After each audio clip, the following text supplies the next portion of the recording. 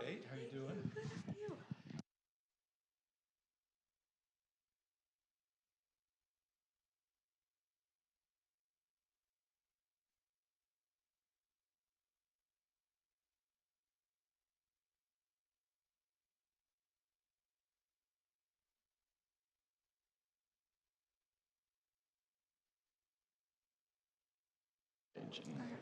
Just so wait until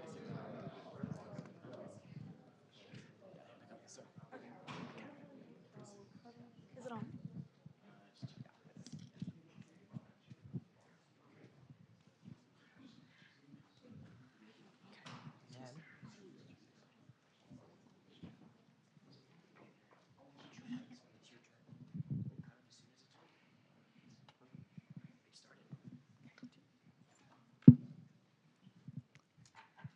Hi everyone, welcome to today's Hinckley Forum. My name is Anika Rao, and I'm a student here at the University of Utah.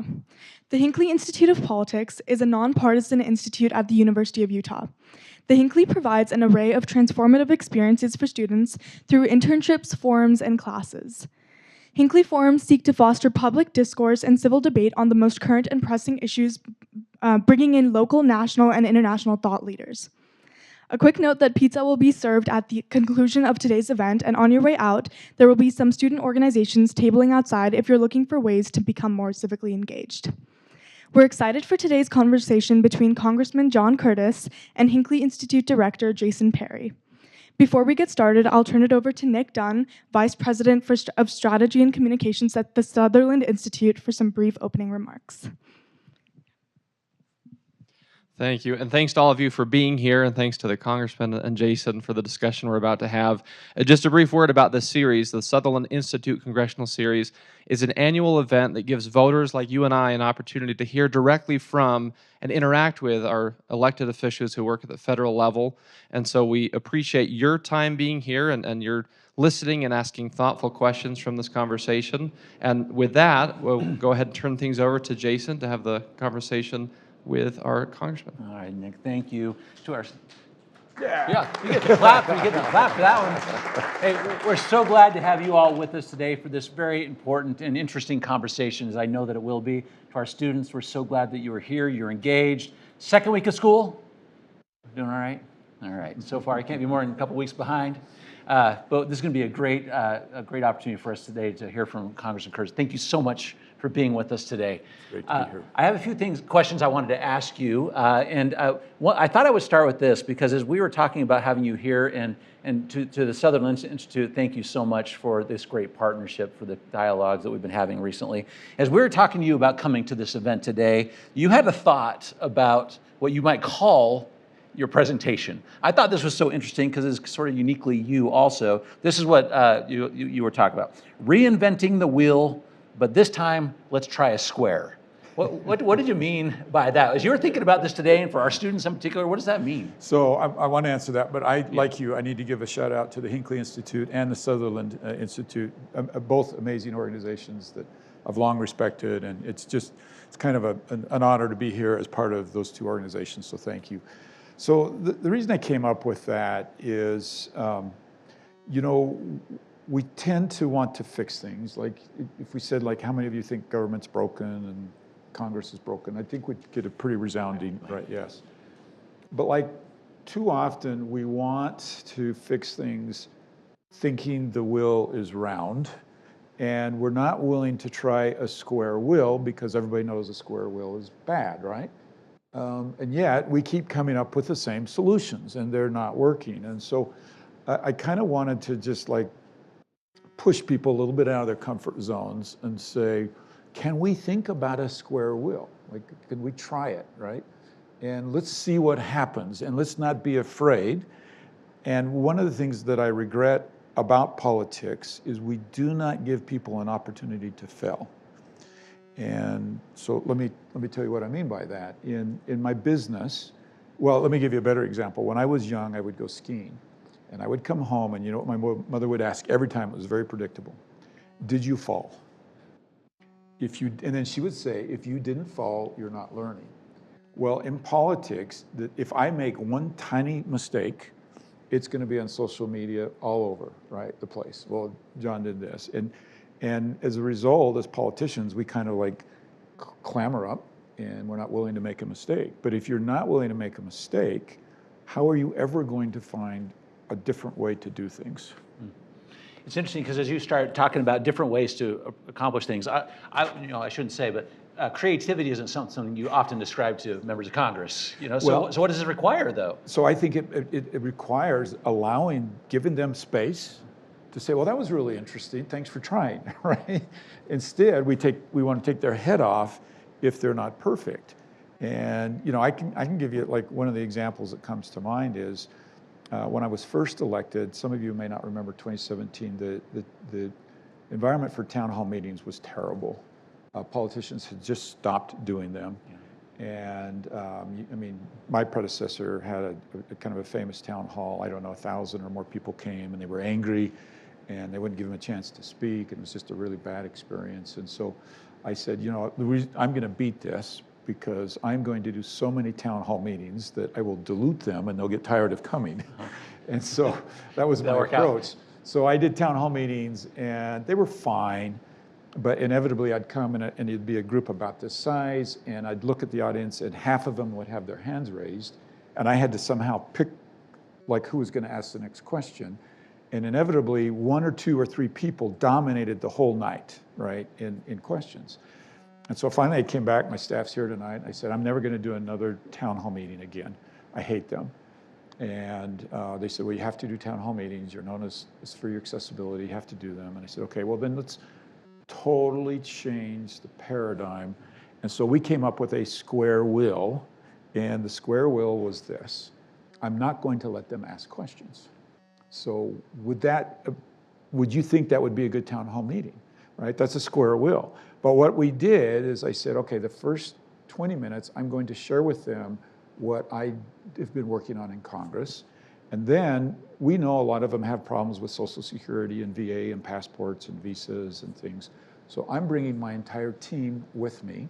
They're all experts on all these things. And we're going to break into groups. And if you have a passport issue, you go over there. If you have a visa issue, you go over there.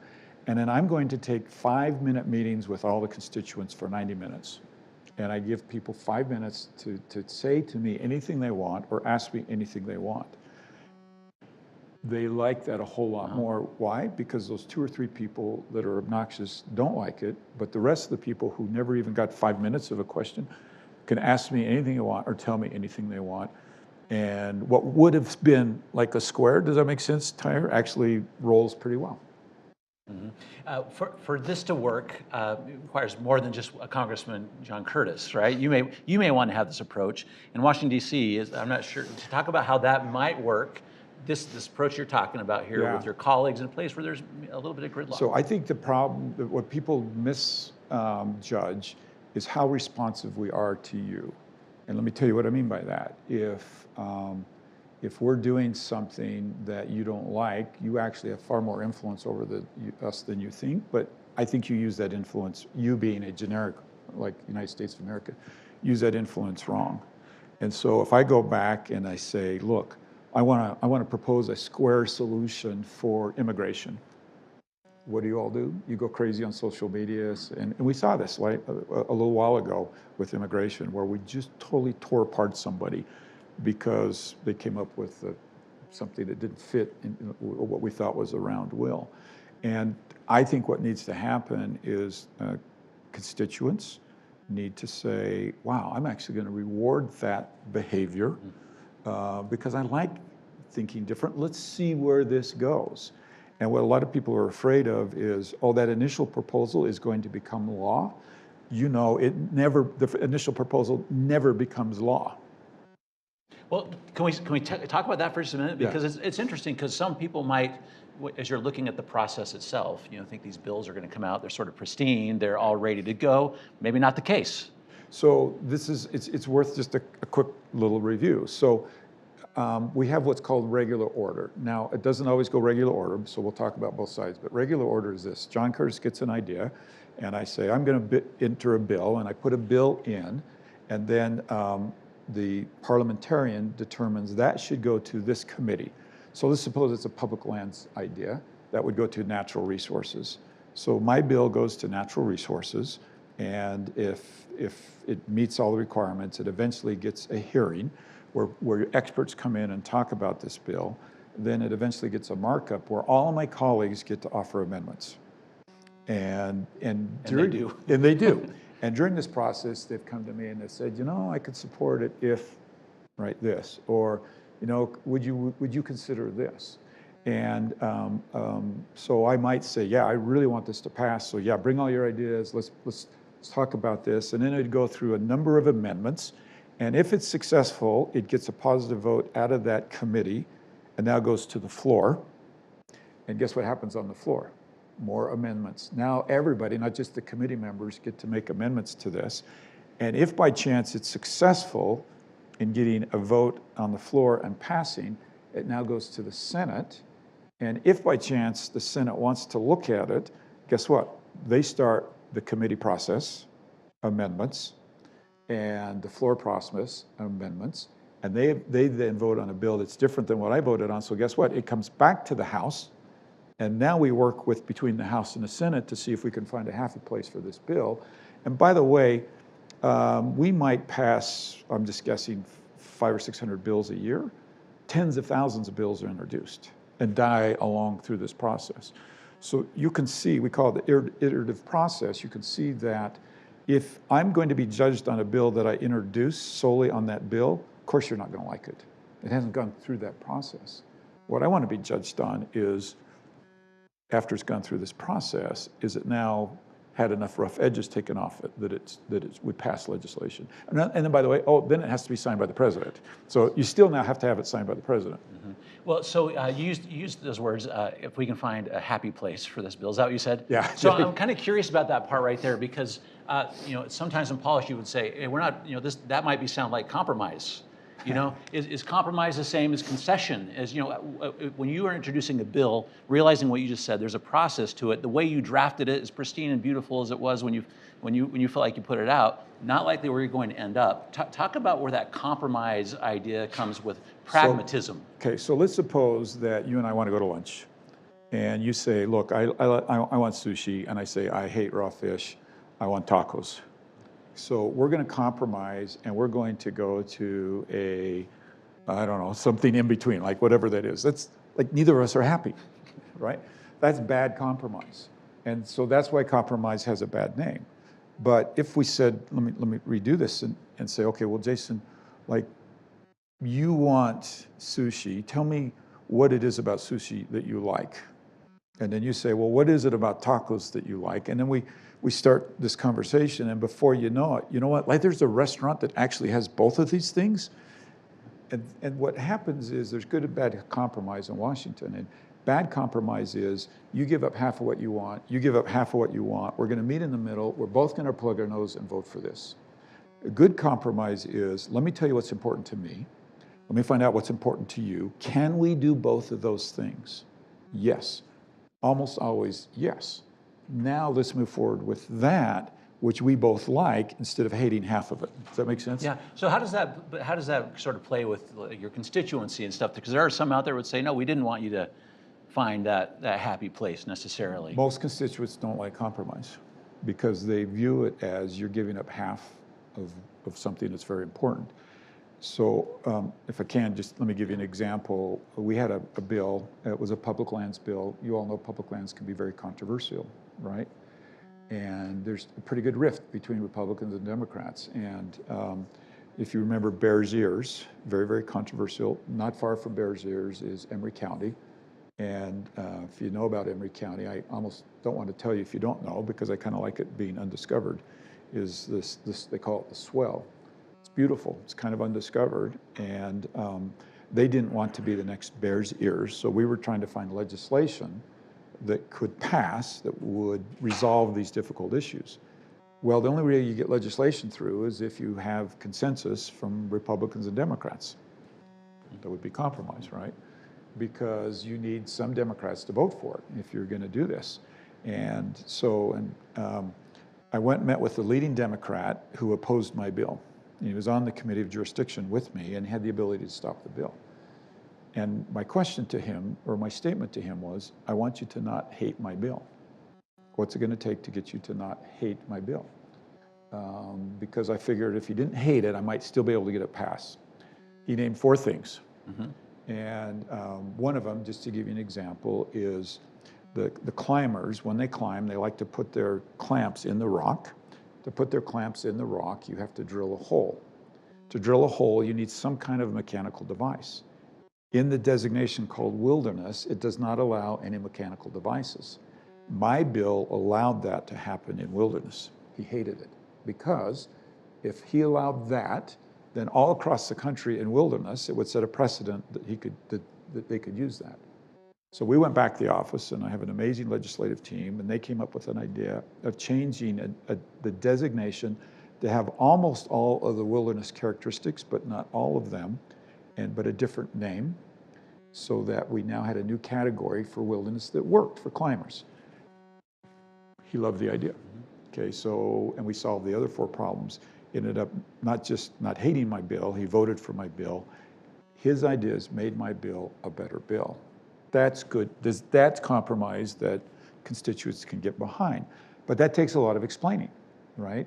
If you're just watching social media and things like that, you don't get it. So there's a burden on both the member of Congress to explain and on constituents to take the time to actually study what happened. When it comes to that compromise, it was, I think it was a Ronald Reagan quote. It was, if someone agrees with me 80% of the time, they are an 80% friend, not a 20% enemy. Do you want 80% of what you want, or 0?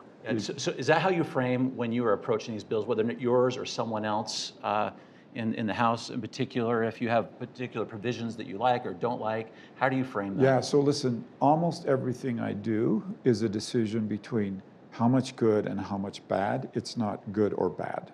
Does that make sense? So a vote's coming down the pike, and there's 6 things I like about it and 1 I don't. Every once in a while you get a bill that's you like everything and you don't like, there's nothing you don't like, but almost everything we do has things in there that aren't perfect and that I wish were another way. And then you have to make a decision, is this best with these provisions I like and this one I don't like, or are these so bad that I need to vote no on the bill? Switch gears, you just got back from a fairly major trip to the Middle East. Maybe talk about that trip for just a moment, who you met with and some of the lessons you feel like you've learned while you were there. Yeah, one of the surreal experiences in my job is the opportunities that we have. And for the last 8 days, I've been home a couple of days, I had an opportunity to travel to the Middle East. And as you all know, there's a lot of controversy, there's a lot of angst, there's a lot of pain all around, right? I think we can all agree to that. And so imagine having an opportunity to sit in a room with 6 people, with Netanyahu, with the president of Jordan, with the president of Egypt, with the prime minister of Qatar, and have a one-on-one conversation about how we resolve this. And that's literally was my week. In addition, we met with the families, the U.S. families of hostages. I sat right next to Rachel, who's the one whose son is Hirsch, who was found killed, murdered, just a couple days ago, and listened to her talk about how desperate she was to get her son back alive. At that time, he was alive. We went to the soccer field where those 12 children were killed by a bomb that came in, and met with their families. It was what I would describe an intense trip because everything was so emotional. And there are a lot of lessons. And I think in the spirit of, there's a lot we can all agree on, no matter where you come down on this. Let me just throw some things out.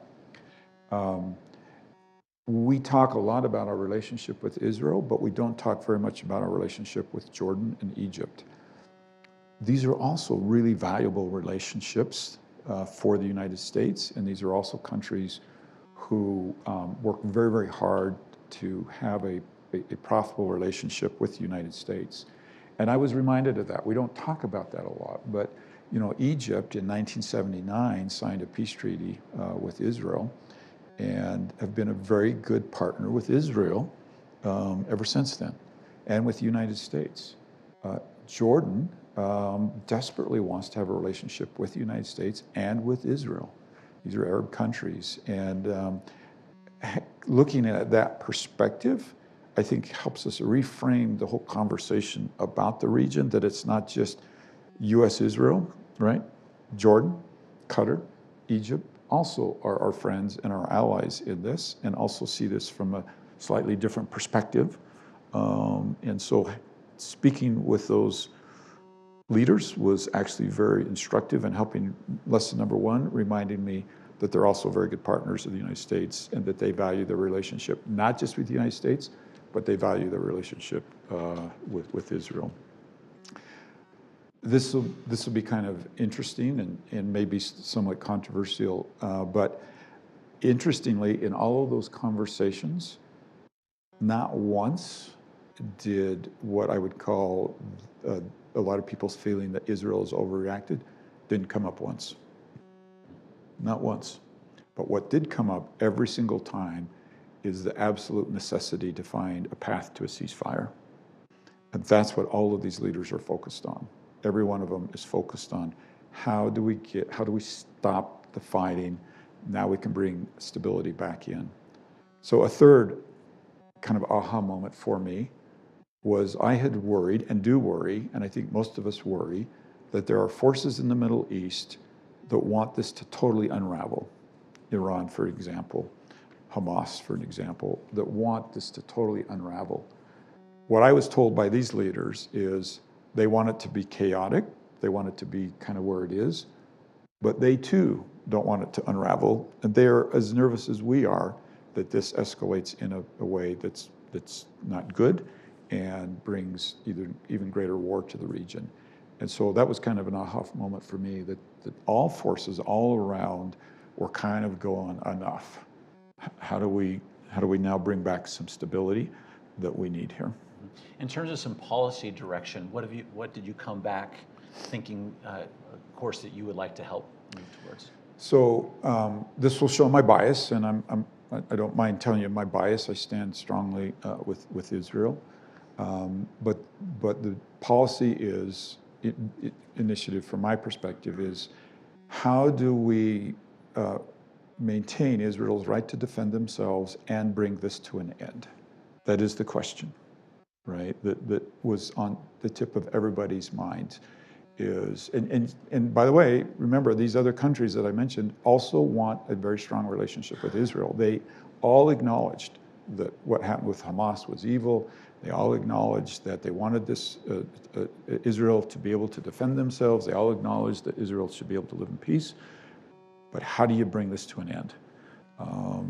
And how do you give Israel the assurances, if they stop the fighting, that they don't have to worry about this happening again? Switching gears for just a moment, I want to talk about... Is this a little lighter topic, by the way? Well, I guess we'll see. Conservative Climate Caucus. Wow, almost an oxymoron, right? Yeah, do those words all go together? You started this. Maybe talk about what it is and the direction you're going. I want to talk about that just a little bit to see who you're bringing together on this issue. So, it was actually a Sutherland speech several years ago where I dared utter the word climate as a conservative. And it was edgy, and it made me nervous, made my staff nervous. Like, you cannot talk about, you're a Republican, you can't talk about climate. Well, now fast forward a couple of years, and the Conservative Climate Caucus of Republicans is one of the largest Republican caucuses in Washington, D.C. We're getting close to half of all members of the House of Representatives who have joined a caucus that said climate's changing, and Matt's had some influence on it. Let me tell you what we're doing about it, and it is such a helpful turn in my opinion, for conservatives to be leaning into this. Fundamentally, as Republicans, as conservatives, we care deeply about this earth and how we leave it, and in my opinion, we were doing a lousy job of branding that and changing that narrative. Yes, we have different ideas about how to reduce emissions, not completely, but in some. But we too want to reduce emissions. We too think less pollution is better than more pollution. We too want to leave this earth better than we found it. And leaning into that and having it changed in just a few years, the whole narrative to where now Republicans are quite comfortable talking about climate, has been a really fun for me. How have you reframed about the approach to it through that conservative lens? Yeah. So one is I try to help people understand what it is that Republicans feel when they're asked, is the climate changing and is man influencing it? And it's hard to describe it. And I don't know if this generation does timeshares like my generation did. If any of you have been to a timeshare presentation? All right, so. Yeah, you're all alone on that. Okay, yeah, let me describe what it is. So this is kind of a big thing in my generation, is you'd go on a vacation, you walk down the street, and there'd be a sign that says, hey, come in and listen to this presentation, and we will give you a free rental car. Or there's some compelling reason to go in and to listen to this, and it's a trap. They pull you in there, and you get this very high-pressure salesman trying to convince you to spend a lot of money to buy a share of a resort place, and you know in your heart you shouldn't do it, and too many people walk out of there doing it because the pressure is so high. It looks so nice. It looks so nice, right? And they put this huge pressure on you. And by the way, if you say no, you know what they do is they say, wait just a minute, let me go get my boss. And then you get a whole new layer of pressure. Well, a lot of ways, that's how Republicans were feeling when they were asked about climate. Most of them hadn't really thought through the science and didn't really have an argument about the science, but they were afraid that if they said the climate's changed and man's influenced it, they would get pressured into doing something they didn't think was good. So hypothetically, like in their minds, your mind always goes to the worst place. Okay, we're gonna stop airline travel, you can't have any more beef, you can't have your gas-powered car. Like all of these things that Republicans push back on and say, no, we don't agree with that. And so the automatic reaction was, oh, it's a hoax, right? It's because I just don't, what your solutions are offering, I don't accept. And I think what we've been able to do is to say, set all of that aside. Can we agree that we want to leave the earth better than we found it? Would anybody disagree with me? I've never had a single person say, no, I want to trash the earth, I want to leave it earth. Can we agree less pollution is better than more pollution? Great.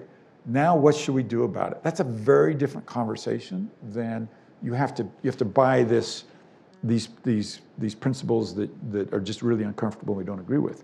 And then the other thing I do is I take people wherever they are. So some people just want to have a conversation, but they're not ready to really jump into this. Fine, I'm not going to judge you. And I think the climate movement is too judgmental and too quick to shame. You're not good enough. You know, can you do enough to ever satisfy anybody, right? Oh, I've given up my car and I ride a bicycle. Oh, but the bicycle was manufactured in China. You're a bad person. And so I think we take people where they are, and the more people get comfortable talking about this, the less they fear it, and the more they become involved in offering solutions. Before we leave this issue, the Prove It Act. Yeah. Let me talk about that. This is one effort. So the Prove It Act is very simply a study to study the carbon intensity of the major U.S. industries. I look at this and say, okay, we're asking U.S. businesses to compete, quite frankly, primarily with China, where they have no environmental standards, where they have no human rights standards, they have no safety standards like OSHA, and yet we want U.S. businesses to compete with them. Why don't we do a study and show our carbon intensity compared to theirs so that we can then start saying, what do we do about it? A lot of people didn't want it just to be about carbon, so actually in the bill, we also compare human rights standards. And so now we can say, look, when something's produced in the United States, these are the standards that we have, and here's it's produced someplace else, and their standards are not equal to ours. What do we do about that? Mm-hmm. Okay, we'll watch that one closely. Yeah. I want to turn to you and your office for just a moment. A couple important rankings. Your office was recently ranked as #1 in terms of the constituent services, which is great because you are ranked #9 for most effective legislator. Talk about those two things, your approach to your office, how you engage with the community, and maybe to your ranking about being an effective legislator. So I've got staff sprinkled around through here, and I won't embarrass them, but they're amazing. And they wake up every day and say, literally, we want to be the #1 office in the country for taking care of constituents, and they were actually ranked #1. And it's a mindset that we're here to serve, that it's our job to help people and help constituents. And so we're not perfect, but pretty darn close. And when people call our office, listen, we get calls all the time, like I'm driving to the airport, and I just realized my passport's expired. What do I do? I can't get the VA to help me with this benefit that I think I deserve.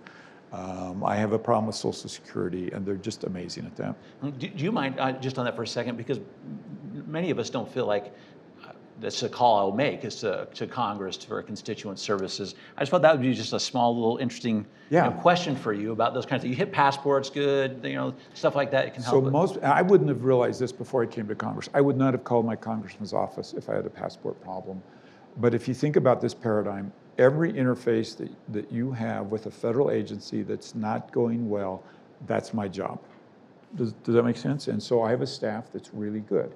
And we try the best we can when that interaction with the federal agency is not going well to facilitate a better solution. Now that doesn't mean we'll have people call and say, look, I have a problem with the IRS, make all my taxes go away. We can't make that happen, but we can facilitate a better conversation with the IRS. Does that make sense? It does. Just what about the second part? You were ranked as the 9th most effective Republican recently. Talk about that. Yeah, what that means. People go to Congress for different reasons, and I think it's fair to say I went to get things done and pass laws and bills that help my constituents. And you all hear about the dysfunction in Congress, but I'm here to tell you, if you go and you work hard and you put aside the grandstanding, you can get things done. And we've passed in 7 years 20 pieces of pretty substantial legislation, public lands, human trafficking, small business regulations. So it just really floats, not just my bubble, but my entire team's. Feels really good when we're able to pass legislation. And I think the fact that we've passed 20 bills shows you that despite all the dysfunction you hear about, you can actually get things done.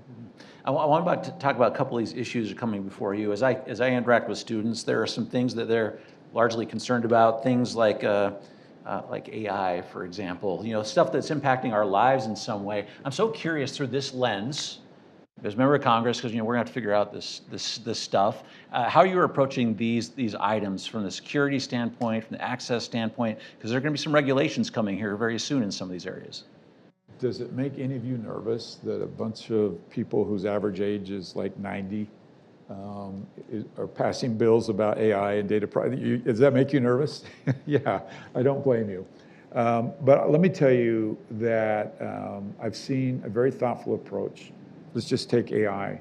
A number of years ago, we started having people like MIT and Cambridge come to Congress and start teaching us about what AI is and what possible legislation might be. And I think Congress has taken a very thoughtful approach to this. We're very well aware that if we over-regulate AI, that all of that will go to China, where there's no regulation, and the US will get beat on innovation. We're very well aware if we don't have the appropriate amount of regulation on AI, some bad things can happen. So finding that place, right, where we put enough regulation there, but not so much that we force it overseas is what we're trying to do. And I can tell you that there's some very qualified people in Congress. Jay Obernolte is one of my companions on the committee I serve on. He paid his way through college by developing AI. And he's now the lead person on our committee studying AI. So I don't blame you for being nervous, but I will tell you that we're trying very hard to get this and to make very careful legislation. How does some of this get into these areas of cybersecurity, things we're hearing about on campus a lot? Yeah.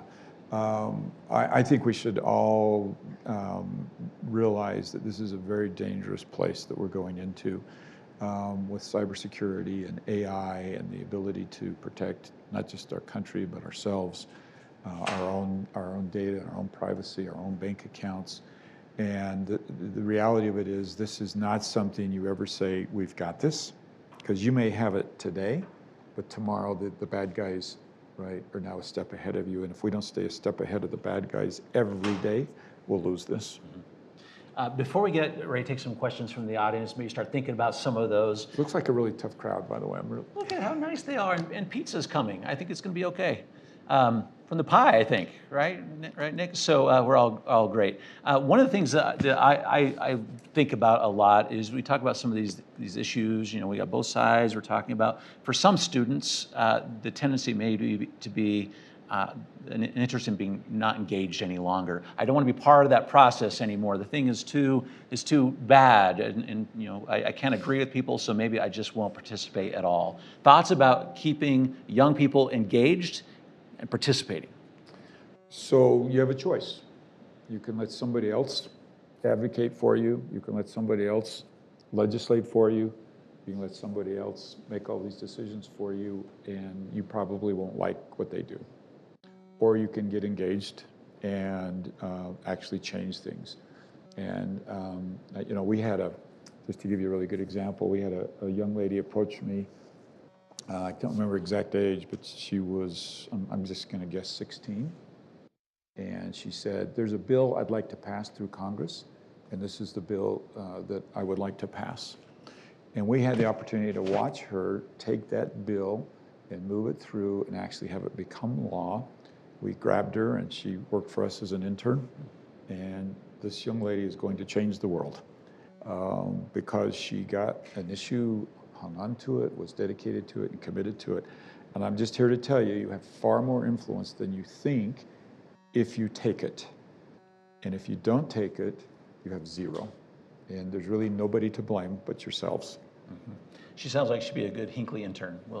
Let's give it some. Yeah, I won't give you her name because we're going to use it. That'd be good. Okay, do you mind taking a couple questions? I'd love to, yeah. So Nick has a microphone, right? If you'll raise your hand and wait until Nick comes around, and then you ask your question. Okay, Nick? That's right. A few things. We're going to start with students from our institute and the university here, and then we'll work through those and get to as many people as we can. So if you are a student, please state your name and what you study. Just give us your first name and then talk loud. Hello, Okay, my name is Jasper Rugemer, and I have a question regarding China. It is, in some ways, our biggest competitor, and I was wanting to ask you, as we bring businesses back in terms of national security, how do we maintain our competitive edge, given that the process might take some time? Yeah. So I served on the China task force. I lived over in that part of the world for 3 years. I speak Mandarin. I spent a lot of time on this. And the whole thing is, we are not afraid to compete with China.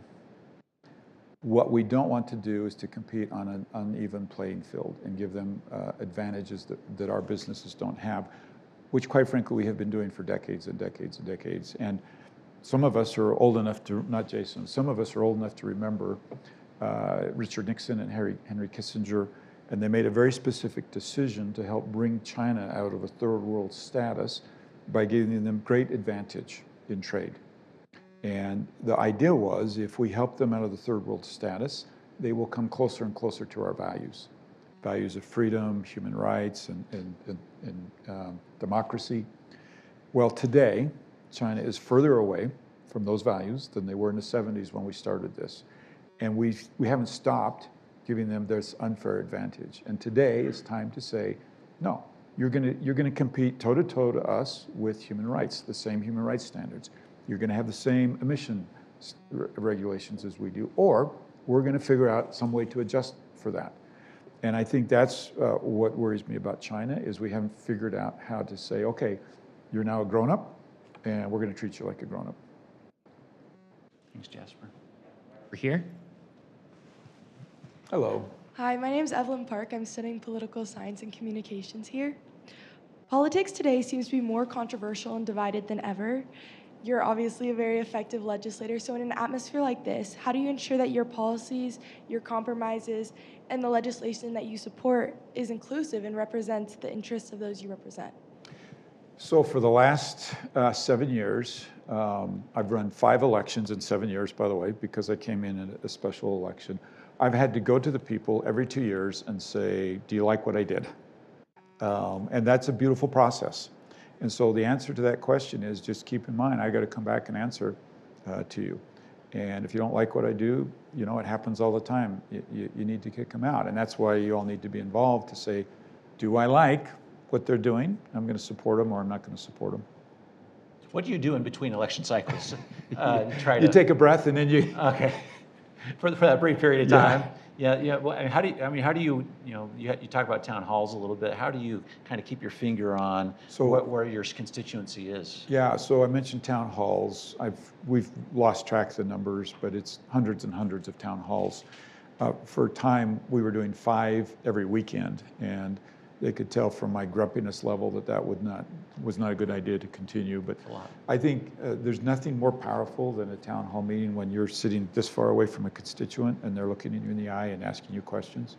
So I think that's part of it. But it's far more than that. I think if not careful, a politician gets into ruts and listens to only their echo chamber.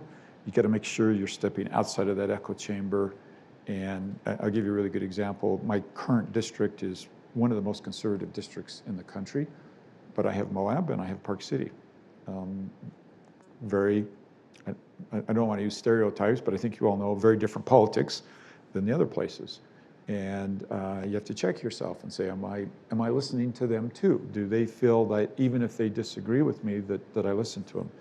And I like to tease my friends in Moab that they hate that they like me, because our politics are different, but I do listen to them, and I do town hall meetings there as well. Can I ask one more follow-up? Because it's interesting that you are put in a position, and several of our members of Congress are, where you have to represent very diverse groups. You got rural populations, you got urban populations. How do you approach that? So I think the reality of it is that rural is not proportionally represented. So we made a conscious decision early on that we were going to disproportionately represent rural. So population-wise, we spend far more time in rural than we do in Salt Lake and Utah County. And I kind of tease Salt Lake and Utah County. I could disappear and they wouldn't know I was gone because they just don't have the same issues that they do in rural Utah. And but if I was gone, rural Utah hopefully would miss me because public lands, ag, 90% of the area that I represent in rural is owned by the federal government. So you can imagine if they don't have an effective representative, that's a problem. Hi. My name's Keith Poe. I'm a poli-sci major and a Navy retired veteran. Thank you from for the your Cold War service. era. We talked about China a little bit earlier. You talked about infrastructure and as well. You include infrastructure, our ability to manufacture the weapons of modern war, which we may need if we get into a armed conflict with China, which is potential, including the fantastic cost of submarines and aircraft carriers. Yeah, so define the question there, though. I'm sorry. What was? Can we afford to build submarines and aircraft carriers to keep up with China in case we get the ship? Let me restate. We could just restate that. So so everybody can hear it. Can we basically afford, and this won't be exactly, but I think that the issue is like this ever escalating, our submarine's better than yours, our aircraft is better than yours, can we afford to continue to escalate? And the answer to that is, I don't think we can afford not to. Now, that doesn't mean that we're foolish, right, in how we spend money. And I think nothing frustrates constituents more than when they see examples of wasteful spending. And a lot of times what they see is, we're wasting a few pennies. And when they see that, they assume we're wasting large amounts of money. And I think it's incumbent on government to not even waste a few pennies and show the people that we represent that we spend their money wisely. We're in a dangerous world. And, I want to be on the side that has the best aircraft, the best carriers, right? I just do. But I think we need to be thoughtful and careful in how we do it. We're going to come right back to you. Nick, okay, there we go. My name is Tanner. I'm a graduate student here at the U. First and foremost, I want to thank you for introducing the Prove It Act. I'm very excited about that. Thanks. And just kind of on that note, you've been such a conservative leader on climate. It's what I really admire about you as a representative. What are your thoughts on next step for bipartisan legislation that can get passed that can address some of the issues that we have coming up, in permitting reform, things like that, if there's anything you think. By the way, you just answered the question. It's permitting reform. And just to kind of explain what that is our biggest problem right now, and it's not just climate, it's climate energy, right? It's regardless of your form of energy, it's permitting.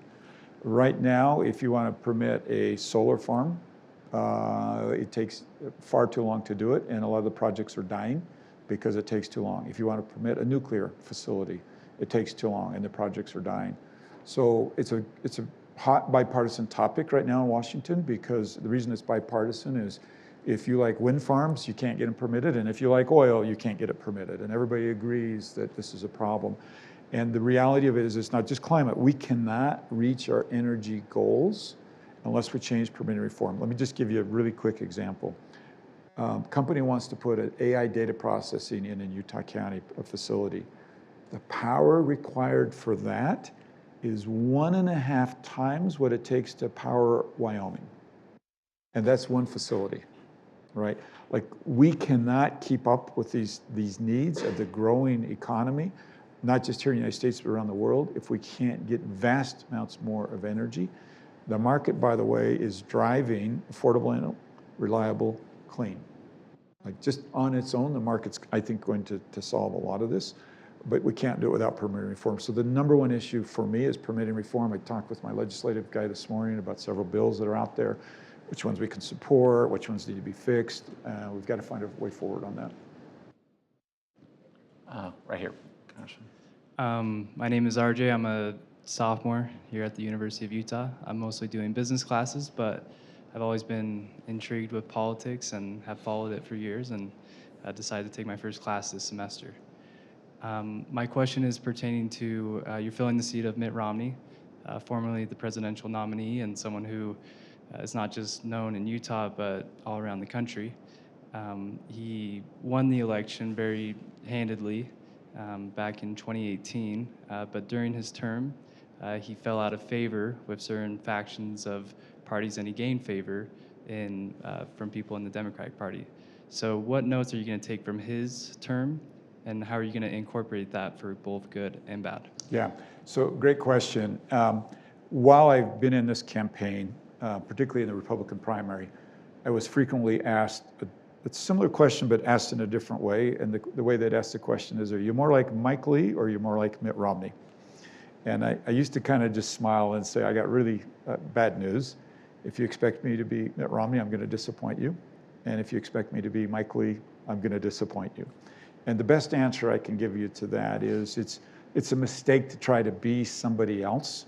And the good news is I've been in Congress 7 years, and it's pretty easy to see who I am and the course that I chart, the issues that I work on.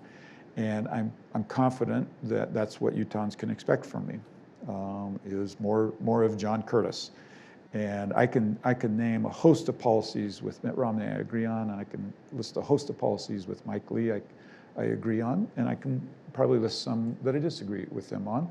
But I think one of the things that I hope I'm known for is my ability to work with both of those personalities to find a way to move forward on issues that are important to Utah.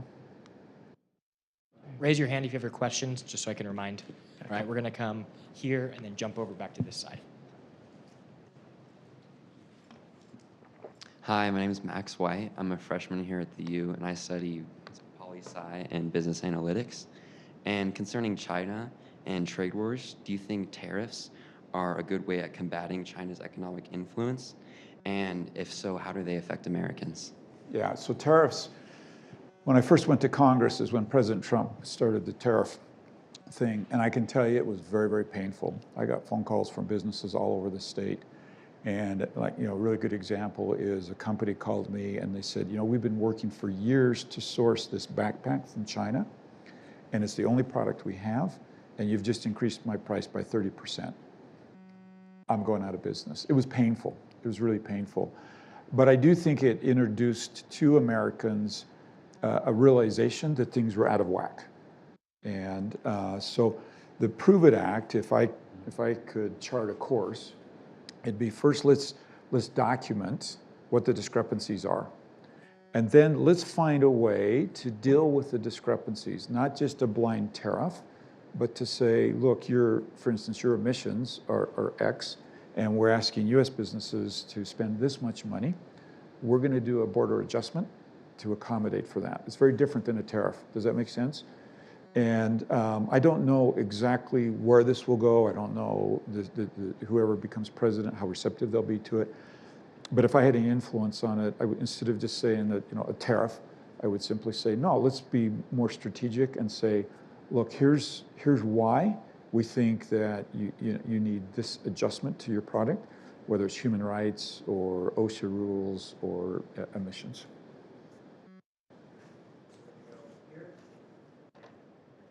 And that might be where You, we're. do you that see the might be where we're problem when finished. I'm the guy picking who has to go next at a town hall meeting? Why it's, Yeah, Fraught with so Peril. I'm just glad Yeah. it's you, not me, yeah. Nick is the one we're going after now.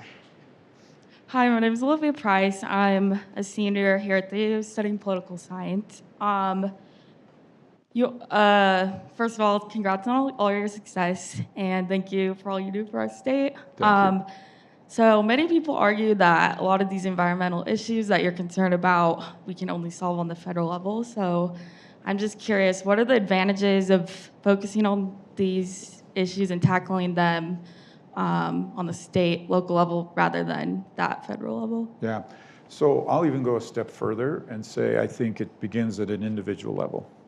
So think for a minute if you're not willing to invest in LED light bulbs, why should we even worry about something on a federal level if people aren't willing to make sacrifices themselves?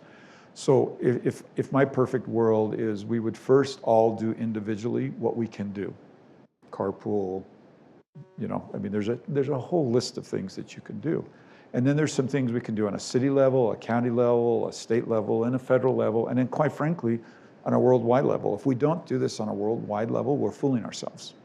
Because United States emissions are about 12% of global emissions, so who cares if we get to zero if China and India don't do anything?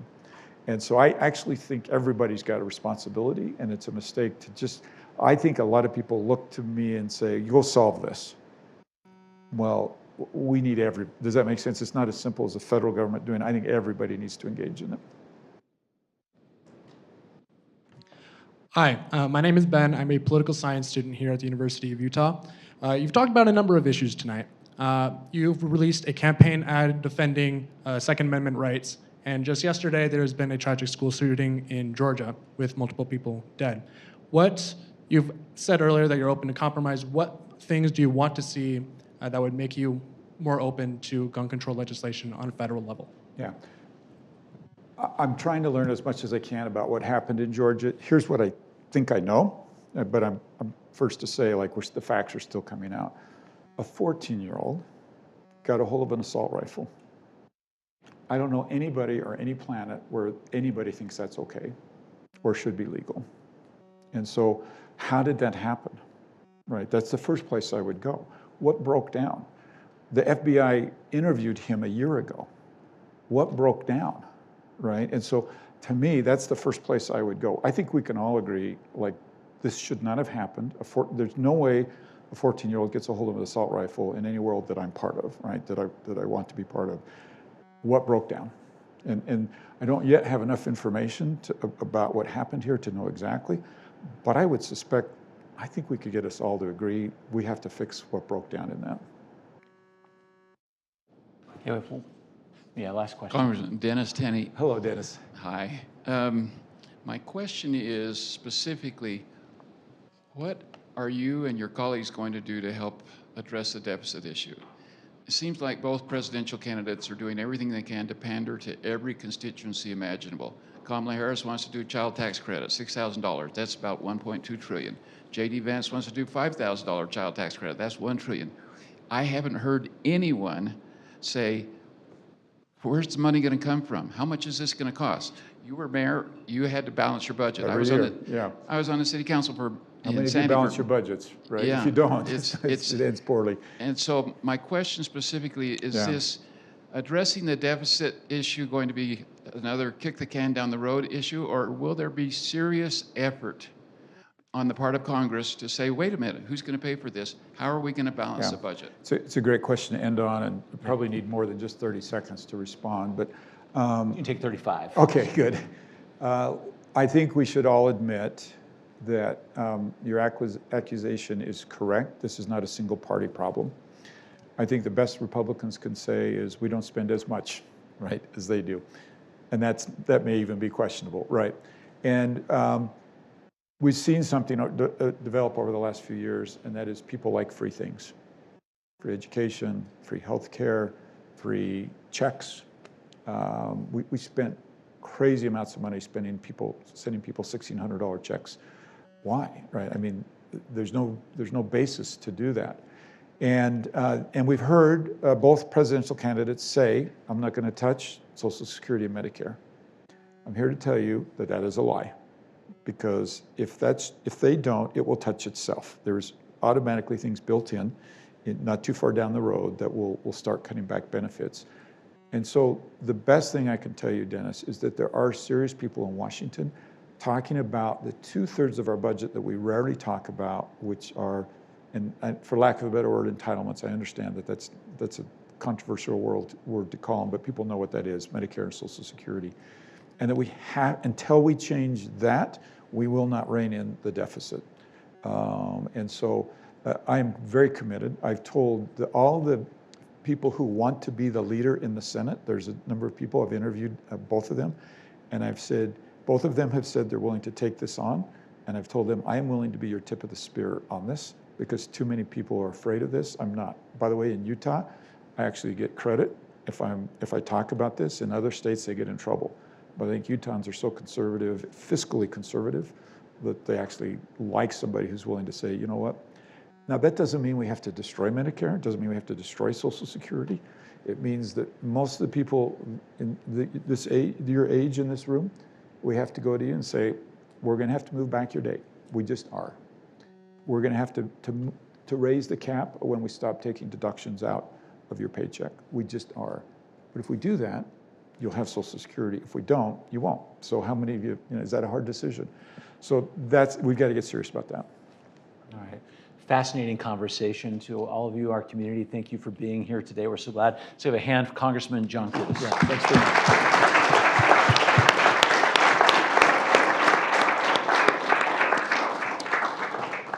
All right, thank you for joining us today. And to close us out, we're going to hear one last note from our partner at Sutherland, Nick Dunn. Thanks, Nick, and thanks again, Jason and Congressman. I just want to issue on behalf of Sutherland Institute a very heartfelt thank you to Zions Bank, the sponsor of the 2024 Congressional Series. These kinds of conversations across the board are strengthened by our private sector partners here in Utah, so very, very grateful to them, to their support, and also to the Hinckley Institute for acting as the venue host. I myself was a Hinckley intern many, many years ago, and it's a phenomenal organization to work with throughout these years. So thank you, and thank you to the team here, and thanks for everyone being present and asking thoughtful questions. I will turn it back to Nick in case there's any other logistical items, but thank you again for being here. All right, last thing I have to say is on your way out, there will be some pizza. And if you're a student here at the University of Utah, I know that there are some student organizations offering information on how to be civically engaged, so check them out on your way out. Take care, everybody.